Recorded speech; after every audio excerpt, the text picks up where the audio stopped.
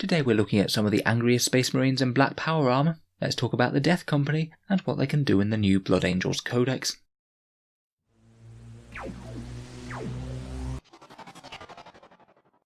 Hello and welcome back to Auspex Tactics, the strategy-focused 40k channel, where we're all about getting the most out of our miniatures on the tabletop. In today's video we're going to be doing a focused unit review on the Death Company. We'll look over their datasheet and points cost, a whole bunch of unit synergies and combos where we can get even more out of them, different ways to run them on the tabletop, and how they shape up against Vanguard Vets and Sanguinary Guard. Plenty of good stuff to cover here with the new Codex. If you are thinking about picking up some Death Company or the new Blood Angels Codex, I would just like to mention that in the UK you can get them discounted at Element Games, where you can get them at £21 as opposed to £25 straight from Games Workshop. The link's in the video description if you're interested, and anything bought through there does help to support the channel and keep Auspex Tactics going. In the background, the Death Company are of course the tragic Blood Angels haunted by visions of their dying Primarch, slowly descending into insanity and murderous rage, unable to tell light from dark and friend from foe. It's a tragic fate to befall one of the Emperor's most elite servants, and once it's recognised that they have succumbed to the flaw, they don the traditional black-clad power armour of the Death Company, with their last true purpose to seek a glorious end in close combat, purging the foes of the Emperor in the name of Sanguinius. In battle they throw themselves at the enemy with reckless abandon, utterly fearless shock troops with no thought of preservation of life or limb. Even if a battle brother should survive the maelstrom, like as not they will meet their end at the hands of one of the chapter's chaplains, merciful execution being the only way to stay the Black Rage and prevent them being a danger to the Blood Angels themselves. Very much the embodiment of the Blood Angels archetype of tragic fallen heroes. So let's see what these guys can do in game. First of all, we'll take a look at the Death Company Marines datasheet, and then look at the Intercessors. Our standard squad of Death Company is now only 5 to 10 strong, and the Marines will cost you 22 points at base, or 25 points if you take a jump pack. I think most of the time Death Company Marines are going to want to take a jump pack. 3 points for an extra 6-inch movement and fly is just going to add up to them getting more charges and quicker, as well as helping with a couple of these synergies that Blood Angels have with jump packs. Statline wise, they're fairly similar to a standard Space Marine veteran. They have 2 wounds and 2 attacks, and the Black Rage gives them a further 6+ Feel No Pain type save, which will make them a fair bit more durable than standard Battle Brothers, particularly so against any damage to weapons, which are really foxed by the chance to ignore one of the wounds. They are only Leadership 7 however, so they do have a chance to break ranks if they take a fair few casualties. They are also a core infantry unit, which means that they will be able to get buffs and synergies from characters and stratagems. Of course the defining thing about them is their Black Rage. It does give them that 6+ Feel No Pain, and also gives them +1 attack on the first round of combat. That means that with Shock Assault and a Chainsword, you're going to be getting 5 attacks at AP-1 out of every single guy. The Black Rage does unfortunately have some downsides though. You can't fall back with it, which could actually be quite problematic in certain circumstances. If you only had one Death Company Marine left, you might certainly prefer him to fall back, allowing you to shoot a few guns at whatever had him trapped. They also can't do any actions. I think typically they're not going to want to do actions all that much.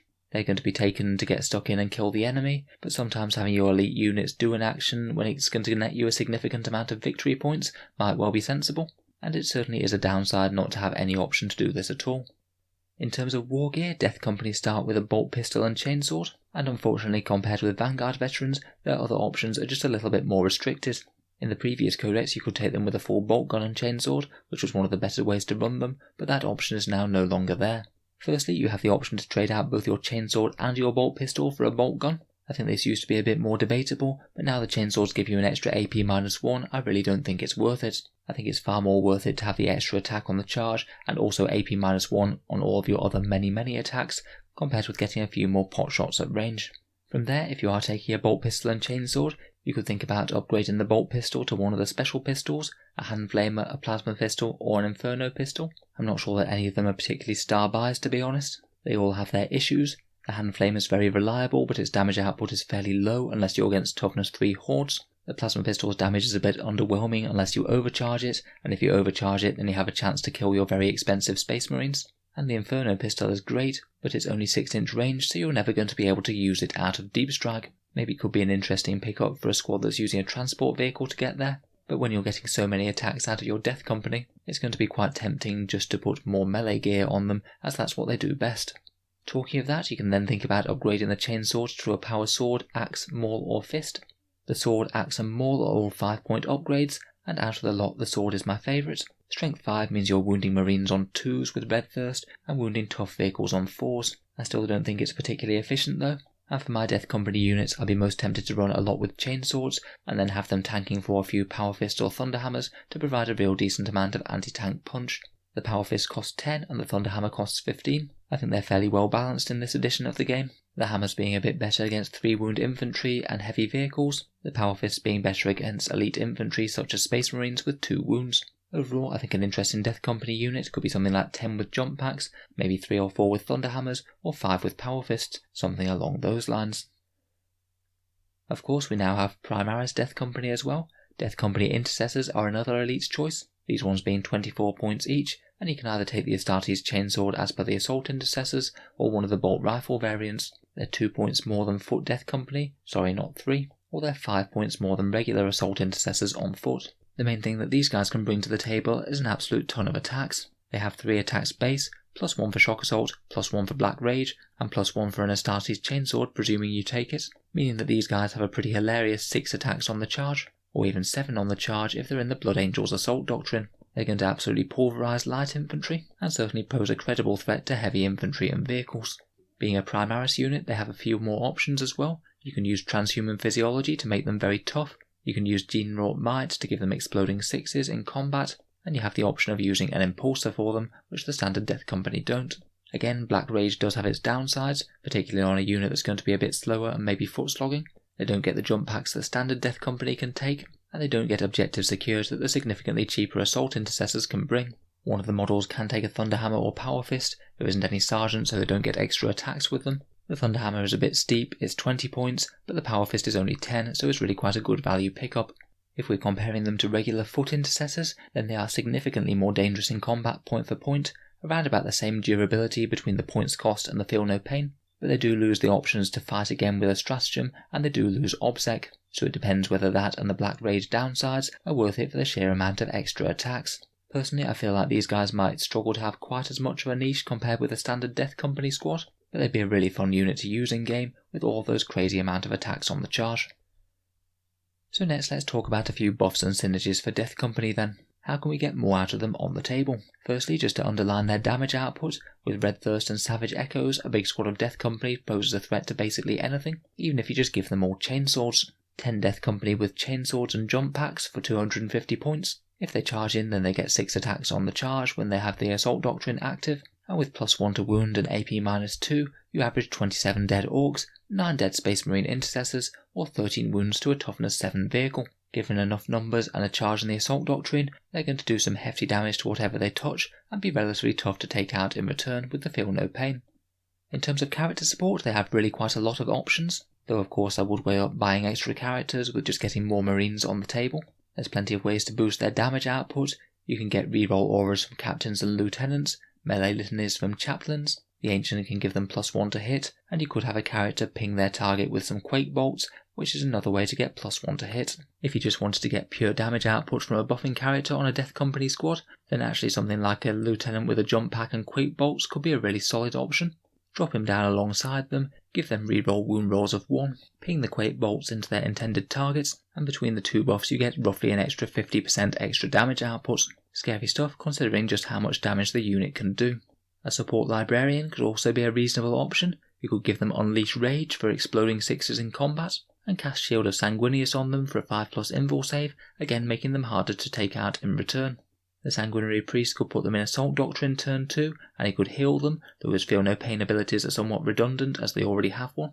Chaplains can also help with their leadership issues, and Astaroth could make them fearless while also providing his Massive Doom litany. And if you are deep striking them, you could think about any of the options for boosting them. The Icon of the Angel could give you reroll charges, you could drop them next to a Chaplain, giving them the litany of plus 2 to charge, and Lamatis can allow them to reroll charges just innately as an aura. I think it's pretty perfectly viable to go either quite buff heavy, or just treat them as independent operatives, and rather than investing in fancy characters just to get more Death Company Marines in the first place. If I was deep striking them though, I'd certainly want to have a way to boost their charge out of deep strike, whether that's going into something like a Chaplain litany or the Icon of the Angel, or just saving a command reroll.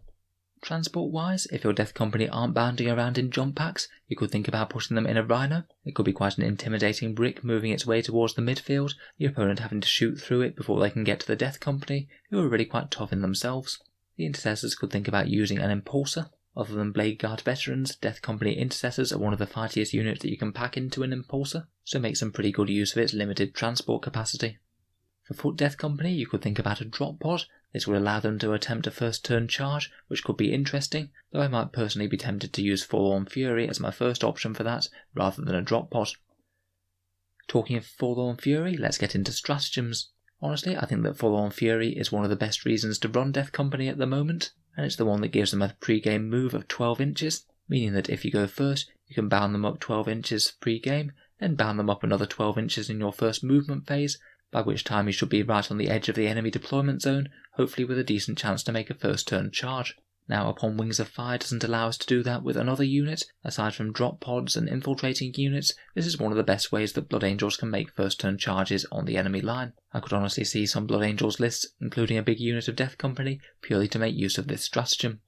The other unique Death Company one within the Codex is Refusal to Die. Much like Forlorn Fury, this costs 1 command point if you've got 5 or less, or 2 command points if you've got 6 or more. You use it when you're targeted, and instead of having a 6+ feel no pain, they have a 5+ feel no pain instead. It's a pretty reasonable durability increase, to be honest. It makes the squad roughly 25% tougher for that phase, so it could potentially be decent on a big squad. If you think your opponent's going to wipe them all out, it could essentially force them to kill an extra 2.5 bodies worth of Death Company. It's an okay defensive buff, maybe not quite as powerful as Transhuman Physiology is for the Primaris Marines. For the other Blood Angel stratagems, Descent of Angels could give them +1 to hit for 1 command point, though you do have to commit to it before you've actually made the charge, meaning it's a bit risky. So while it's quite powerful, it is a bit annoying, so you do have to commit when you might well fail the charge later in the turn. Upon Wings of Fire was nerfed in the new codex. It doesn't instantly teleport you across the board. You have to come in for reinforcements in the following turn, but it does have a unique use in the Death Company, as if for some reason you desperately need to fall your squad back, then you could do this to get them out of melee and allow your Blood Angels to shoot the units that were there, as they're not technically making a fallback move when they're running away into the sky. For the jump pack infantry at least, that could be a good way of stopping it being quite such a big deal. From the core codex we have Hammer of Wrath if you want to hold Clutch of Mortal Wounds on low toughness enemies. Spending a command points to reroll a charge might be one of the best value moves that you ever make, and as we mentioned, the Intercessors can get Gene-Wrought Might and Transhuman Physiology, both of which are efficient buffs, particularly when they get so many attacks. Overall for buffs, I'd say that character support isn't mandatory, but most have decent value in their own ways, whether it's captains to fight alongside them, librarians for shield and unleash rage, or chaplains for leadership, litanies and boosted charges. Of the stratagems, they've got lots of viable options, Forlorn Fury being my favourite, and Hammer of Wrath being a potentially useful damage increase if you are charging an absolutely enormous horde of infantry. So let's talk about a few battlefield roles for the Death Company then.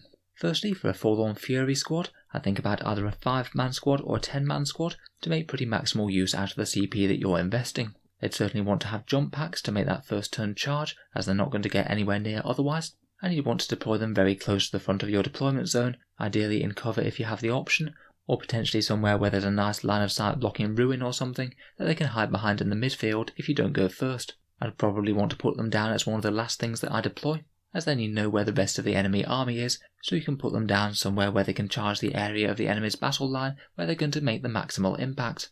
Ideally, I think they want to jump forward, hit something of high value, or just clear a whole bunch of troops, and then if possible try and end in cover or wrap and trap some enemy infantry units, as most likely they'll be hit back very hard with a lot of close range guns, and you want to encourage the enemy to waste the maximal amount of firepower with trying to gun them down.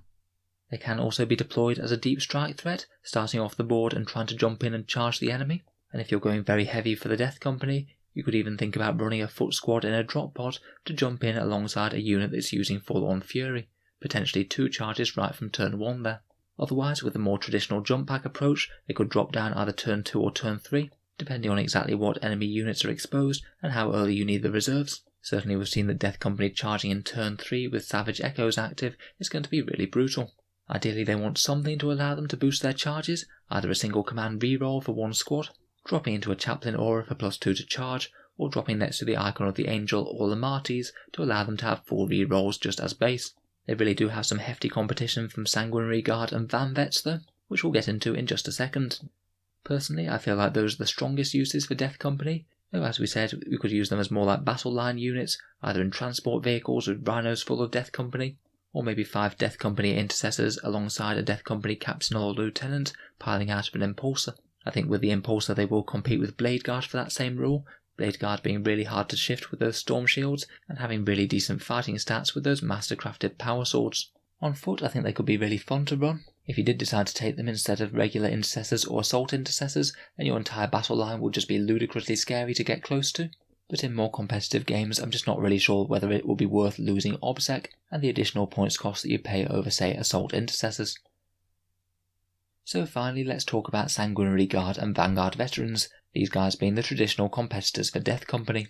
Sanguinary Guard are 30 points per model, and they come with 2+ saves and strength 5 damage 2 power swords. They really do have a lot of advantages going for them at the moment. No black rage issues, they're a fair bit more durable against AP0, they're -1 to hit in melee, they have Angelus bolt guns, and in general with 3 attacks now, they do tend to have slightly better damage output than Death Company, as unless the Death Company take chainswords, they'll have the exact same amount of attacks. They also can get some even better buffs if they drop down next to a Warlord for +1 to hit, and they have their own unique heroic intervention strat, Unbridled Ardour.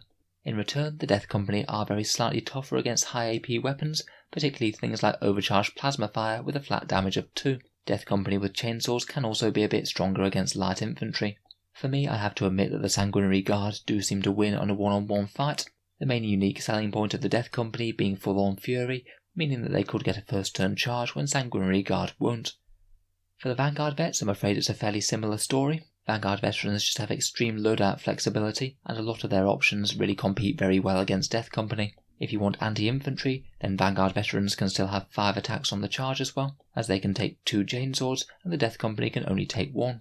For 28 points, you will get a Lightning Claw and a Storm Shield Vanguard Veteran, which with +1 to wound with Blood Angels is going to go through near enough anything. And also that Storm Shield will make them more durable against AP0 weapons, and also very high AP weapons due to the 4+ invul.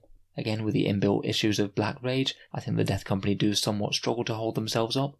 Again, their main unique selling points being Forlorn Fury on turn 1. So overall, at the moment, Death Company might be a little bit behind the Vanguard Vets and the Sanguinary Guard for most purposes, though I would stress that if you have a bunch of Death Company, there's really not all that much separating them and the Vanguard Vets and Sanguinary Guard. You won't be losing out very much by taking them. They do also have some other interesting options, such as being able to be buffed by Death Company characters, which is a plus, and that unique secondary that allows you to kill units with Death Company to get victory points each turn. They're definitely playable, and I'm sure that many enemy armies won't really thank you for bounding 10 Death Company Space Marines up right on turn 1 and making them fight for their lives in their own deployment zone. So let me know what you think of the unit down in the comments below. It's going to be interesting to see just how much play they see compared with their competitors and the new Blood Angels decks. If you've enjoyed the video, then feel free to subscribe to Auspex Tactics. Hopefully I'll be keeping a few more Blood Angels videos coming over the coming weeks, so subscribe or check back later if you'd like to see some more. Finally, if you'd like to help support the channel, I'd just like to mention that Element Games link that I have down in the video description. If you're looking to pick up some Blood Angels or indeed any other 40k miniatures, then they have a decent discount for people in the UK and Europe. If you buy anything at all after clicking on that link, then a small amount goes to help support the channel, and it doesn't cost you any more whatsoever at time of purchase. I do also have a very similar link for Amazon in the USA and Canada. Again, they stock pretty much most Warhammer things, as well as pretty much anything else that you could want to buy, so if you were thinking about buying something off Amazon anytime soon, you could click through the link before buying, and a small amount would go to help support Auspex Tactics without costing you any more. A massive thank you to you guys who have been using those links. In any case, a big thank you for watching, and I'll hope to see you guys next time.